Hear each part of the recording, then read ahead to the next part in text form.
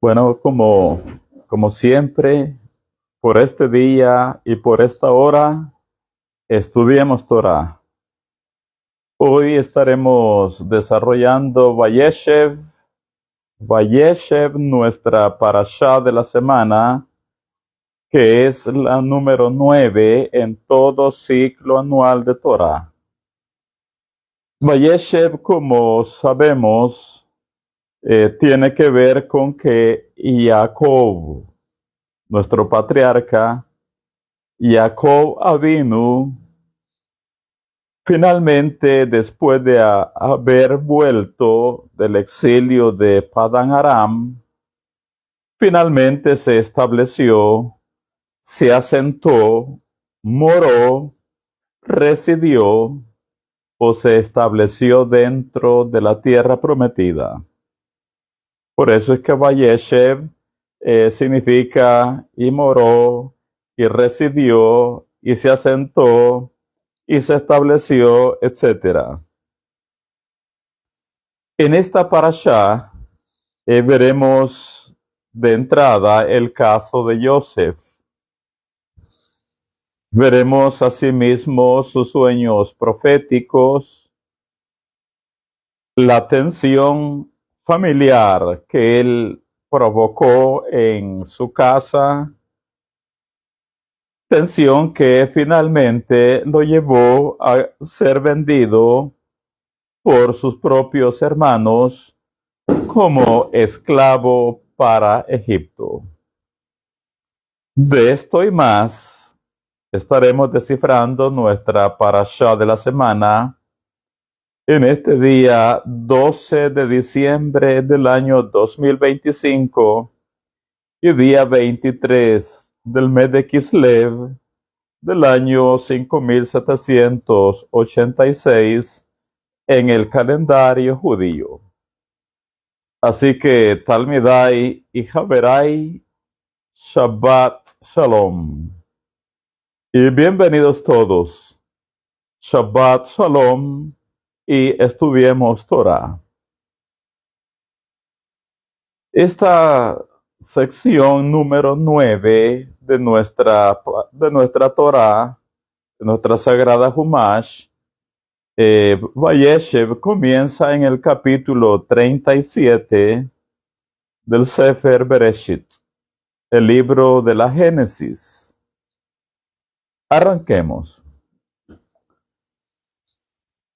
Todo estudiante de Torah sabe que los protagonistas de las escenas bíblicas, o la mayoría o muchos de los protagonistas de las escrituras sagradas, tanto hombres como mujeres, estamos claros que en su nivel de conciencias muy elevados que llegaron a tener en su momento, muchos de ellos, hombres y mujeres, oiga, adrede, a propósito, intencionalmente, algunos de ellos hicieron cosas incorrectas. ¿De qué manera dije? Adrede, a propósito, intencionalmente.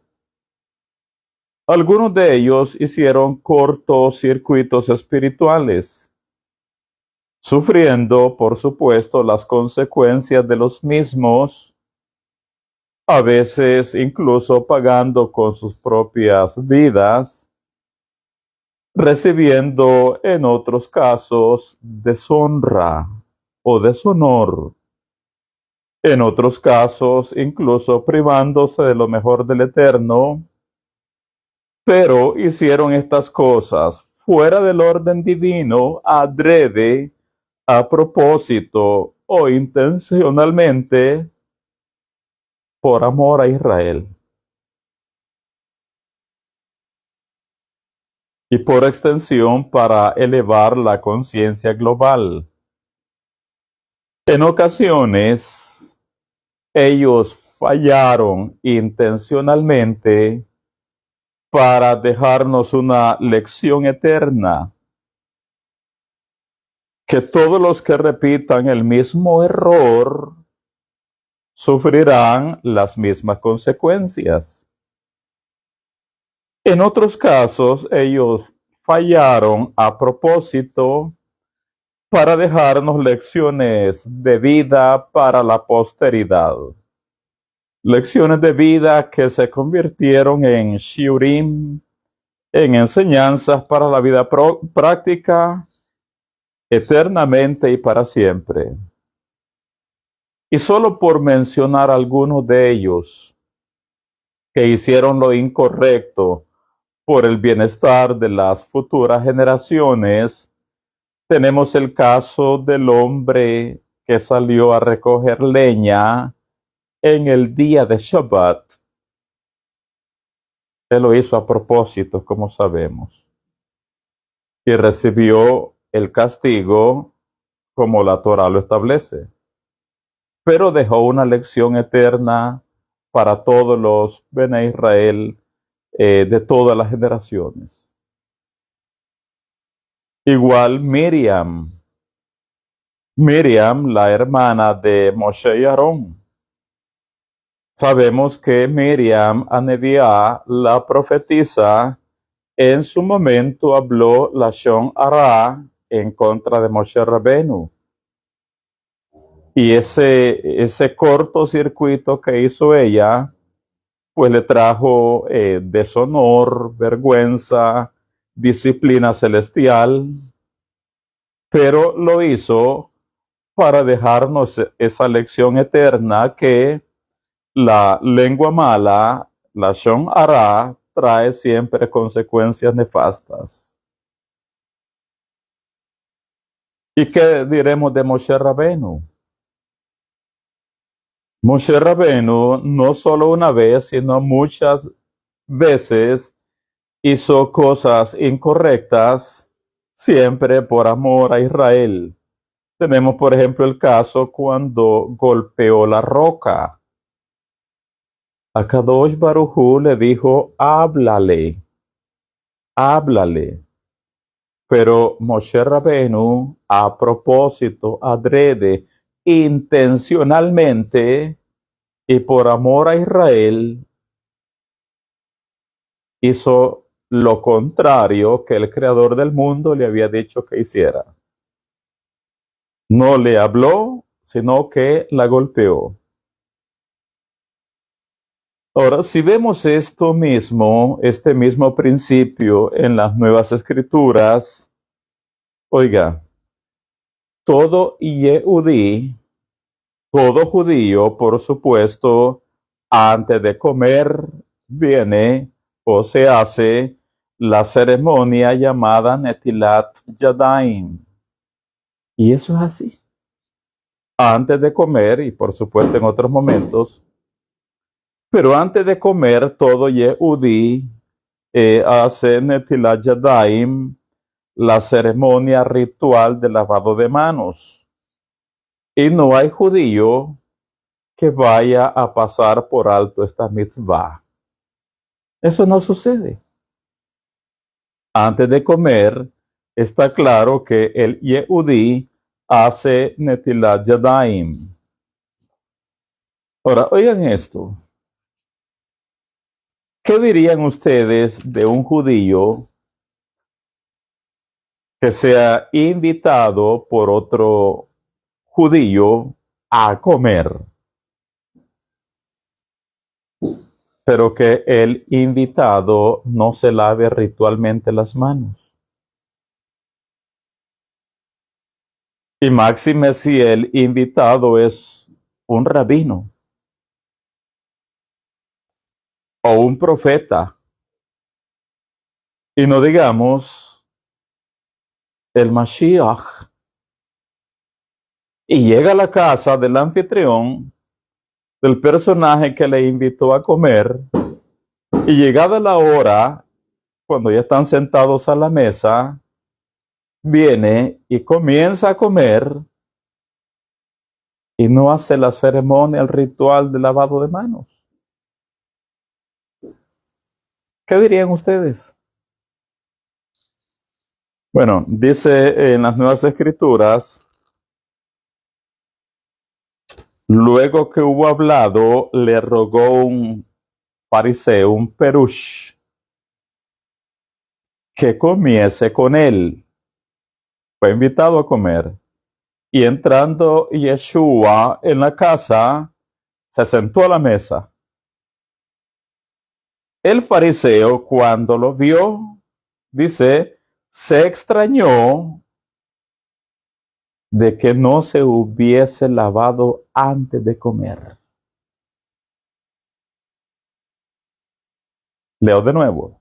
Dice, luego que hubo hablado, le rogó un fariseo que comiese con él. Y entrando Yeshua en la casa, se sentó a la mesa. El fariseo, cuando lo vio, se extrañó de que no se hubiese lavado antes de comer. ¿No se hubiese qué? ¿No hubiese hecho qué? Netilat Yadayim. El anfitrión, cuando ve que este rabino, este Naví, se sienta a comer y no hace ritual de manos, ¿qué pasaría por su cabeza? Bueno, esto nos lleva a la pregunta. ¿Y por qué Yeshua pasó por alto la mitzvah? ¿Por qué no hizo Netilat Yadayim? ¿Por qué dio lugar a que se pensara erróneamente de él? Oiga, ¿por qué dio lugar a que se pensara de él como un violador de Torá? Lo hizo por el mismo principio que estamos desarrollando, para dejar en este caso una lección eterna, es decir, un shiur. ¿Y cuál es este? Que no estemos vestidos de religiosidad externamente o externa solamente, sino también hay que trabajar en lo interno. Es el shiur o la lección que Yeshua pues quiso dejarnos. Que no estemos vestidos de religiosidad externa solamente, sino que hay que trabajar en nuestras malas midot, hay que trabajar en nuestras características o cualidades negativas, hay que trabajar en nuestras áreas internas de oscuridad espiritual. De hecho, él mismo lo dijo. La religiosidad, básicamente, dijo, solo limpia el plato o el vaso por fuera, pero no por dentro. Ese es el contexto de lo que acabo de leer. Básicamente, la religiosidad solo limpia el plato o el vaso por fuera, pero no por dentro. Y agregó algo más. Dijo, el que hizo lo de afuera, ¿no hizo también lo de adentro? Bueno, ¿y a dónde quiero llegar con todo esto? En Vayeshev, nuestra parasha de la semana, de entrada tenemos a Jacob Avinu en apariencia cometiendo un error ingenuo. Sí, usted abre la Torá, Sefer Bereshit, el libro de la Génesis, capítulo 37, y al nada más abrir el capítulo Lamed Zain 37, usted lo primero que encuentra es aparentemente en Jacob un error ingenuo. un, entre comillas, error infantil. ¿Y cuál es ese error? Su predilección, su favoritismo por Joseph. Jacob vino, tiene 12 hijos, pero aparentemente Jacob, pues su preferido, su niño bonito es Joseph. Y esto, por supuesto, trajo a la casa de Jacob un gran malestar. Bueno, acá hay dos o más cosas. La primera, o nosotros no hemos entendido, no hemos interpretado bien a Jacob, o segundo, ¿no será que él está haciendo esto adrede, a propósito, intencionalmente, para dejarnos una lección eterna?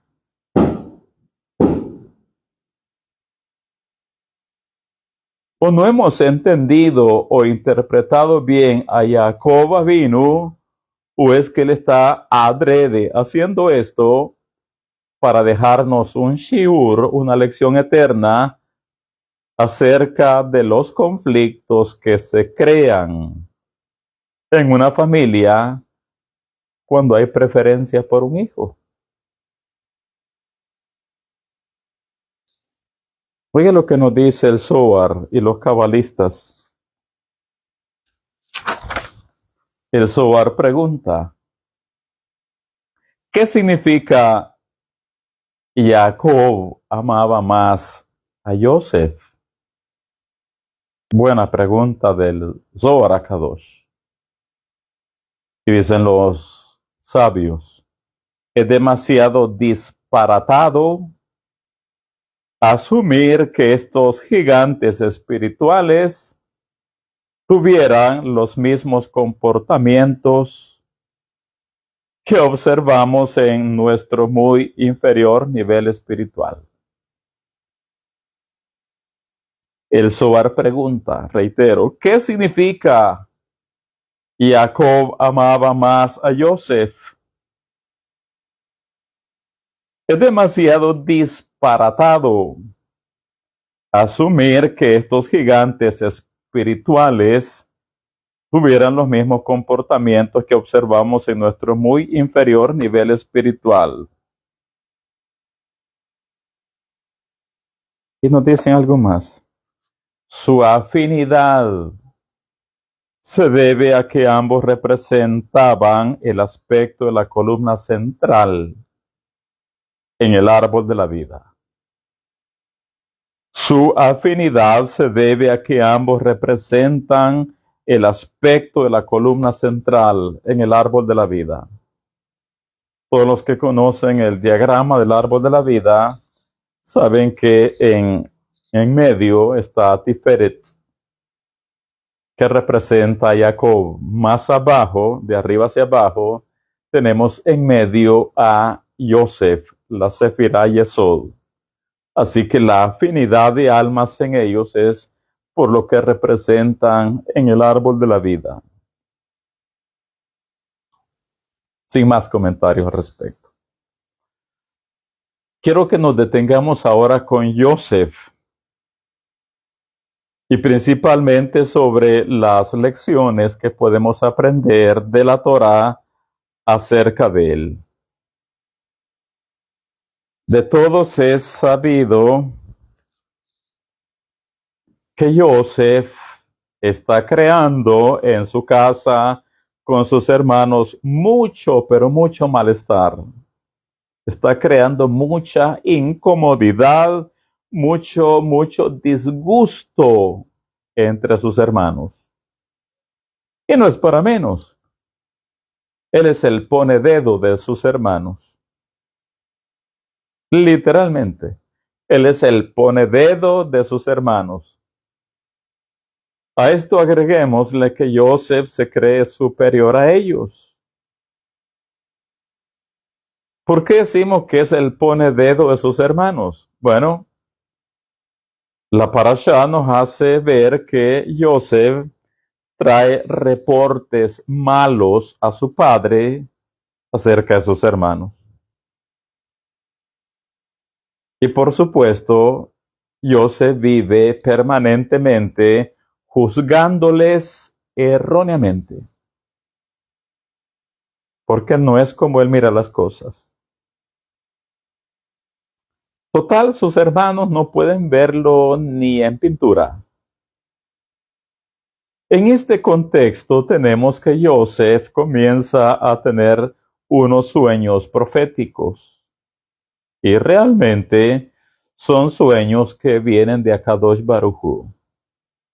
Son sueños de una inspiración profética que a él se le ha dado. En sus sueños, el Eterno le está mostrando a Joseph su mazal futuro, su destino futuro, la suerte divina que le espera más adelante. Es decir, el liderazgo sobre sus hermanos y por ende el trono de Egipto. Eso es lo que él tuvo en sus sueños proféticos. Ahora viene Joseph y cuenta estos sueños a sus hermanos. Si debió contárselos o no, no es el punto en este momento. Sí, porque hay quienes dicen, no, pero es que si Joseph no hubiera abierto la boca, no, pero es que eran del Eterno. Bueno, si debió contárselos a sus hermanos, si debió o no, reitero, no es el punto en este momento. Lo que sí podemos aprender de esta historia es que debemos saber cuándo hablar y cuándo callar. ¿Sí? Todos debemos aprender, saber cuándo hablar y cuándo callar. Porque, oiga, pudiera ser que nosotros tengamos la razón. Pudiera ser que nosotros tengamos la verdad. E incluso pudiera ser que tengamos, como Joseph, una revelación genuina. Pero, primero, conozcamos el espíritu con que queremos transmitirla. Conozcamos primero el espíritu con que queremos transmitirla. Porque puede ser muy verdad, muy real. Pueda que tengamos toda la razón. Puede ser una revelación genuina de los mundos superiores sobre nosotros. Pero hay que conocer el espíritu con que queremos transmitirla o darla a conocer. Y segundo, nosotros debemos percibir el estado espiritual y emocional de nuestro receptor. Hay que ver el momento, hay que buscar el momento.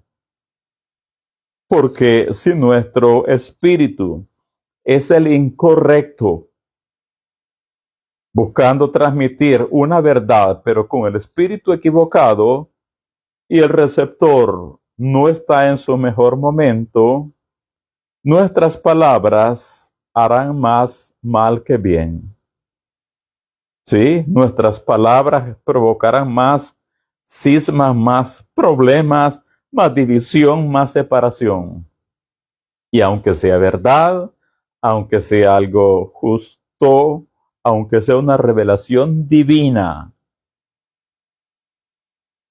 Así que hay que conocer bien el espíritu con que queremos transmitirla.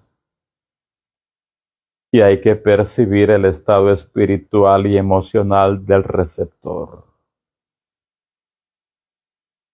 Porque reitero, si nuestro espíritu es el incorrecto, que cuántas veces no hemos hecho eso, de querer enseñar una verdad, y una verdad, pero ha sido con el espíritu equivocado. Y máximo el receptor no está espiritual y emocionalmente en su mejor momento.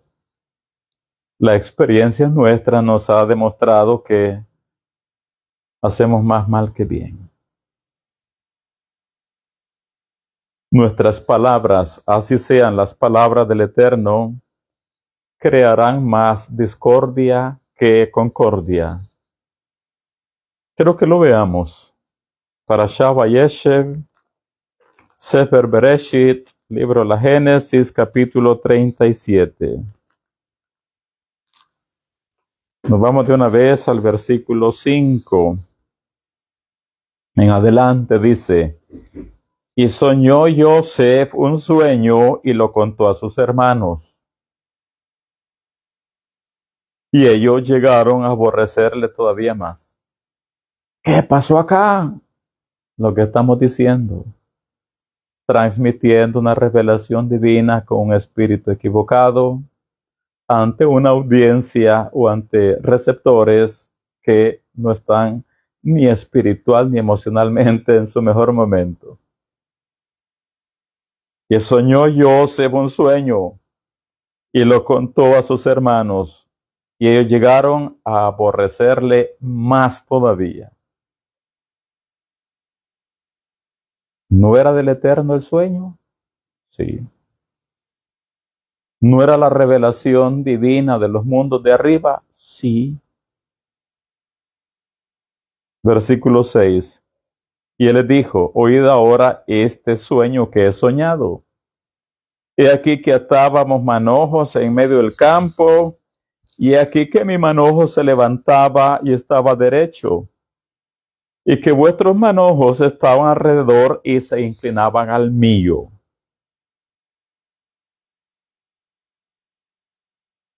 Ese sueño era genuino. ¿Con qué espíritu lo transmitió? Ahora vea el estado de los receptores.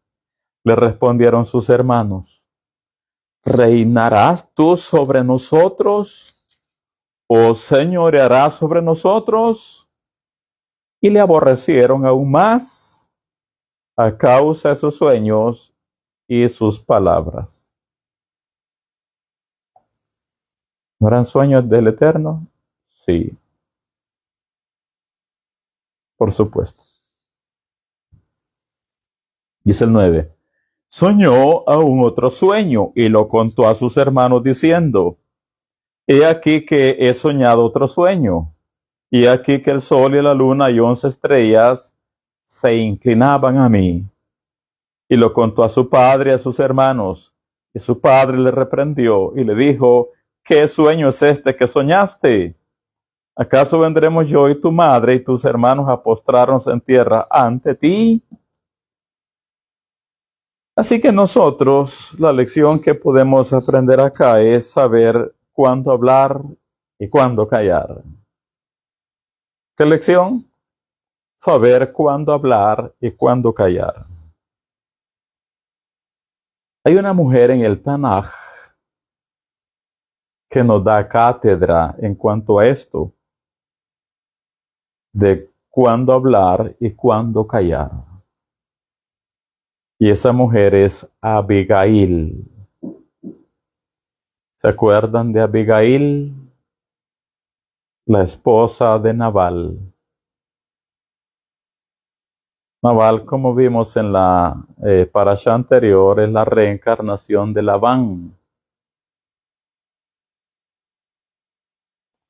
Pues su esposa se llama Abigail.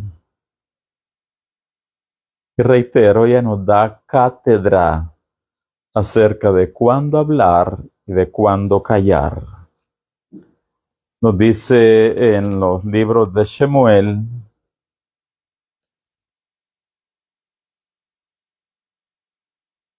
dice en el capítulo, bueno, leo yo, dice: Esto es después que Abigail fue a encontrar a David y a sus hombres que venían contra la casa de Nabal para destruirla, por cuanto Nabal rehusó darle víveres o provisiones a David y a su gente.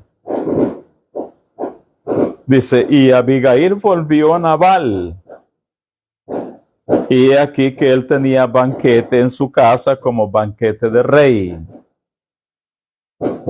Y el corazón de Nabal estaba alegre, estaba bien borracho, y estaba completamente ebrio, por lo cual ella no le declaró cosa alguna hasta el día siguiente.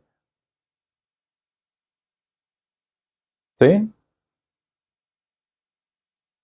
¿Qué vemos en Abigail? Saber cuándo hablar y cuándo callar.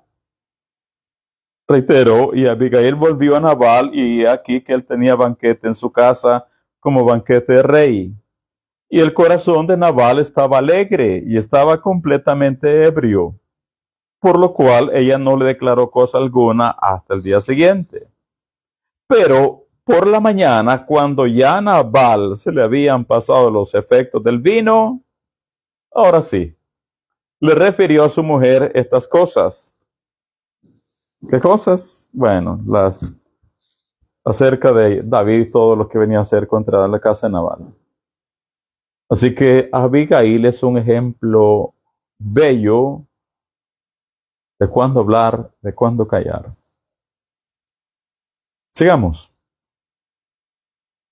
Quienes tienen el texto hebreo, en el capítulo 37 y versículo 12, quiero que lo vean.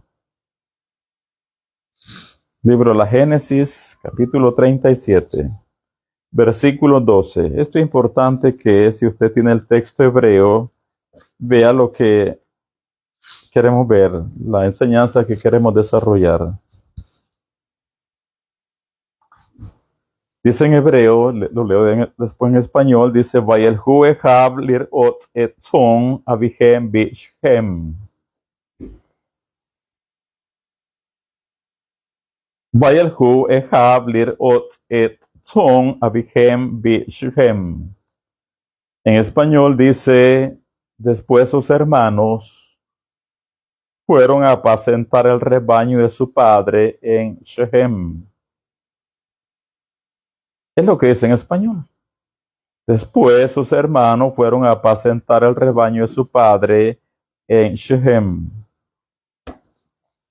Ninguna traducción nos ayuda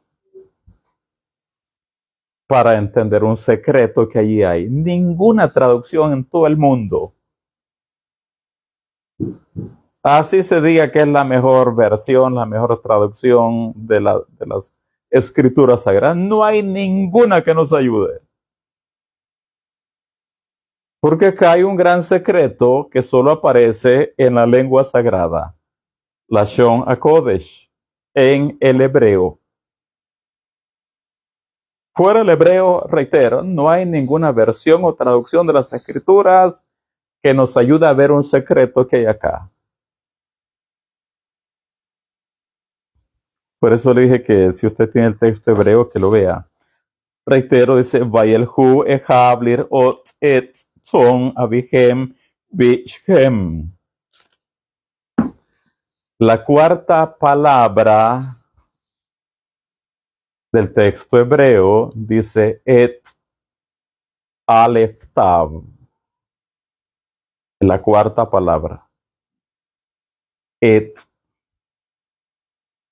Si usted mira detenidamente, cuidadosamente el texto hebreo, verá que sobre las dos letras alef tav de la palabra et hay dos puntos sobre cada una de sus dos letras.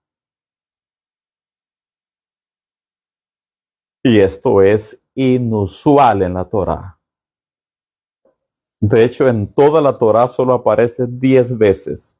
En toda solo aparece 10 veces. Esta es la palabra. Et Aleph Tav. Sobre las dos letras hay 2 puntos. 2 puntos. ¿Y eso qué es? Son los secretos de la Torá. Es la cábala en la Torá. Son los sodot, es el misticismo judío dentro de la Torá.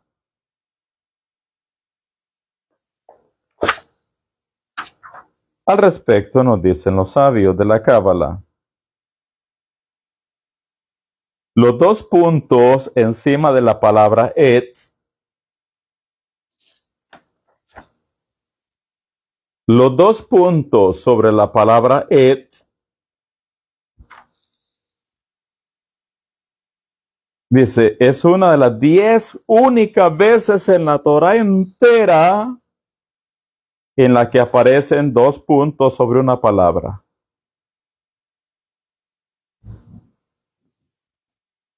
Las 10 únicas veces en la Torá entera en las que aparecen 2 puntos sobre una palabra, es una palabra. Eso significa que aquí hay un gran misterio, hay un gran secreto escondido.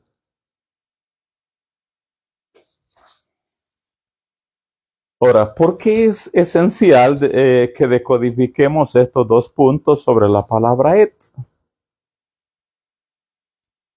La razón es que lo siguiente que tenemos en nuestra parashá es que sus hermanos establecieron un tribunal entre ellos para juzgar a Yosef. Así que primero conspiraron contra él con la intención de matarle. Segundo, decidieron mejor echarlo en un pozo, en una cisterna que estaba llena de serpientes y escorpiones. Y tercero, finalmente decidieron venderlo como esclavo. Ahora, los 2 puntos sobre la palabra et, los 2 puntos sobre la palabra et, como sabemos del Zohar HaKadosh, representan a la Shejina. Recordemos que ellos, a la hora de la venta de Yosef, ellos, los hermanos, eran 9 en el campo. Se necesitaban 10. Se necesitaba el minyan para que la venta de Yosef fuera divinamente válida. Pero solo son 9. Recuérdese que Reuben los ha dejado y ha regresado a casa para atender ese día a su padre, porque es el rol y ese día le corresponde a él. Por lo tanto, en el campo solo quedaron 9, pero se requieren 10. Ahora viene la Shejina. Representan estos 2 puntos. La Shejina se unió a ellos para validar su venta. Y ahora sí son 10. De hecho, el Zohar nos dice que Akadosh Baruj Hu consintió el acto de vender a Yosef para Egipto. Palabra del Zohar. Akadosh Baruj Hu consintió el acto de vender a Yosef para Egipto. O dicho de otra manera, el Zohar dice, la luz, Hashem, Akadosh Baruj Hu, la luz estaba presente a la hora de la venta de Yosef.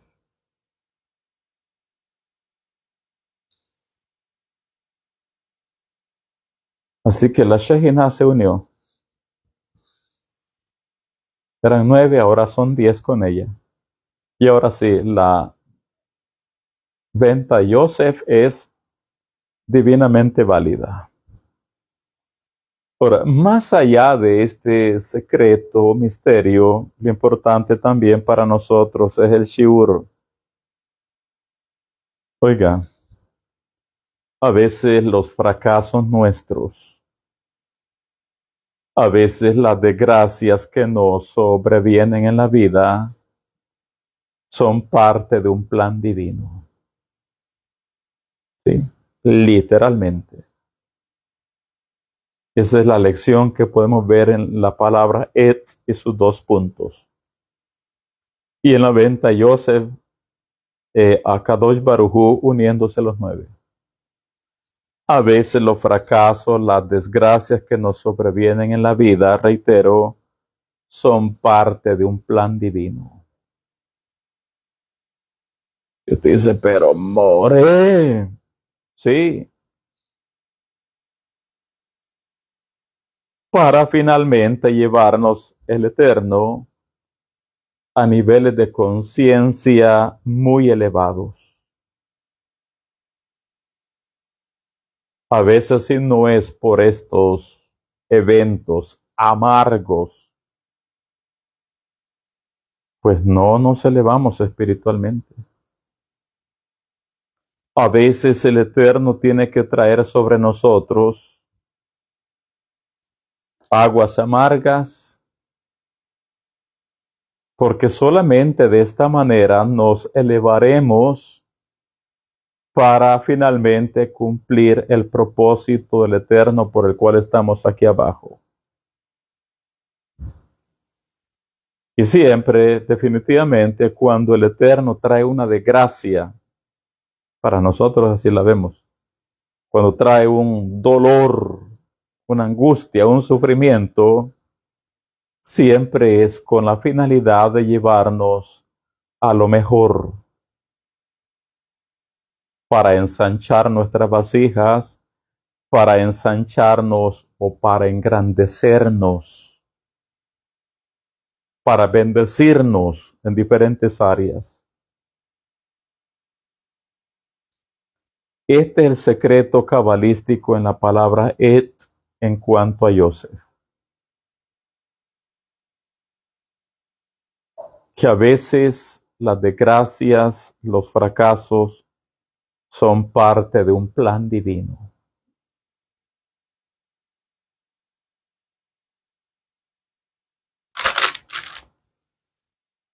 Así que ensanchemos nuestras conciencias, entendiendo que a veces el Eterno, para edificarnos, primeramente tiene que derribarnos, arruinarnos. A veces el Eterno, para ponernos en alto, primeramente tiene que arrancarnos de nuestras cómodas zonas de confort. Ese es el secreto de la palabra et en el versículo 12.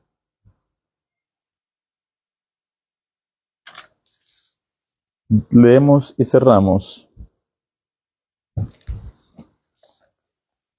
Dice el versículo 13 en adelante, leo de corrido solamente. Dice, y dijo Israel a Yosef, tus hermanos apacientan las ovejas en Shechem. Ven y te enviaré a ellos. Y respondió, Hineni, heme aquí. E Israel le dijo, ve ahora, mira cómo están tus hermanos y cómo están las ovejas, y tráeme la respuesta. Y lo envió del valle de Hebrón, y llegó a Shechem. Y lo halló un hombre, este hombre es Gabriel Amalach, el ángel Gabriel. Y lo halló un hombre andando él errante por el camino, y le preguntó a aquel hombre diciendo, ¿qué haces? Perdón, ¿qué buscas? Joseph respondió, busco a mis hermanos, te ruego que me muestres dónde están apacentando. Aquel hombre respondió, ya se han ido de aquí, y yo les oí decir, vamos a Dotán. Entonces Joseph fue tras de sus hermanos y los halló en Dotán. Tengo un poquitito. Gabriel, que es este hombre, Gabriel Hamalach, que es este hombre, está enviando al matadero a Yosef. Pero es que, como dice el Zohar, que todo el universo, todos los mundos espirituales conspiraron contra Yosef para llevarlo a Egipto, porque era la voluntad del Creador que Yosef fuera a parar a Egipto. Y por eso es que ahora Gabriel Amalá, cuando Yosef dice, ¿y dónde no he visto a mis hermanos? Allá fue. ¿A dónde lo mandó Gabriel? Al matadero. Dice el versículo 17, aquel hombre respondió, ya se han ido de aquí. Y yo les oí decir, vamos a Dotán. Entonces José fue tras de sus hermanos y los halló en Dotán. Cuando ellos lo vieron de lejos, antes que llegara cerca de ellos, hicieron un tribunal. Conspiraron contra él para matarle y dijeron el uno al otro, he aquí viene el soñador. Ahora pues venid y matémosle y echémosle en una cisterna. Y diremos, alguna mala bestia lo devoró, y veremos qué será de sus sueños. Cuando Reuben oyó esto, lo libró de sus manos y dijo, no lo matemos. Y les dijo Reuben, no derraméis sangre, echadlo en esta cisterna que está en el desierto, y no pongáis mano en él, por librarlo así de sus manos, para hacerlo volver a su padre. Sucedió pues que cuando llegó Joseph a sus hermanos, ellos quitaron a Joseph su túnica, la túnica de colores que tenía sobre sí, y le tomaron y le echaron en la cisterna. Pero la cisterna estaba vacía, no había en ella agua. No agua no había, solo serpientes y escorpiones. Y se sentaron a comer, y alzando los ojos miraron, y aquí una compañía de ismaelitas que venían de Gilad, y sus camellos traían aromas, bálsamo, mirra, e iban a llevarlo a Mizraim. Entonces Jehudá dijo a sus hermanos, ¿qué provecho hay en que matemos a nuestro hermano y encubramos su muerte? Venid y vendámosle a los ismaelitas, que no sea nuestra mano sobre él, porque él es nuestro hermano, nuestra propia carne, y sus hermanos convinieron con él. Y cuando pasaban los madianitas, mercaderes, sacaron ellos a Joseph de la cisterna y le trajeron arriba y le vendieron a los ismaelitas por 20 piezas de plata y llevaron a Joseph a Mizraim. Así que Talmidai y Javerai, a veces el Creador tiene que arrancarnos de nuestras cómodas zonas de confort para que logremos dar en el blanco del Eterno para nuestras vidas. Si no, no damos en el blanco.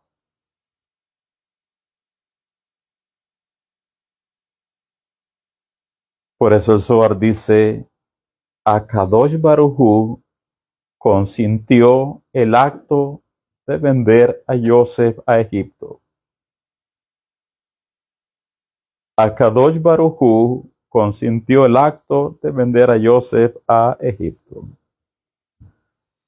Nos quedamos acá con esta sesión introductoria de Vayeshev, nuestra parashá de la semana.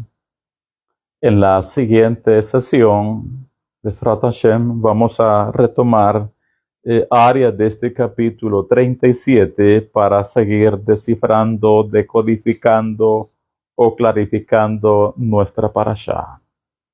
Hoy por hoy nos quedamos acá, nada más, pues como siempre, invitándoles a hacer nuestro ceremonial, el Kiddush, la santificación de la noche de Shabbat. Y también, pues recordándoles, nuestra Kehilá está abierta mañana, 7 horas, hora El Salvador. Entramos con el momento de los rezos de Shaharit, la lectura pública de la Parashá y de la Haftará de la semana. La siguiente sesión de la Parashá será alrededor de las 11 horas, 11 de la mañana, hora del Salvador. Así que Talmidai y Javerai, un fuerte abrazo para todos y mis mayores deseos. Shabbat Shalom. Shabbat Shalom.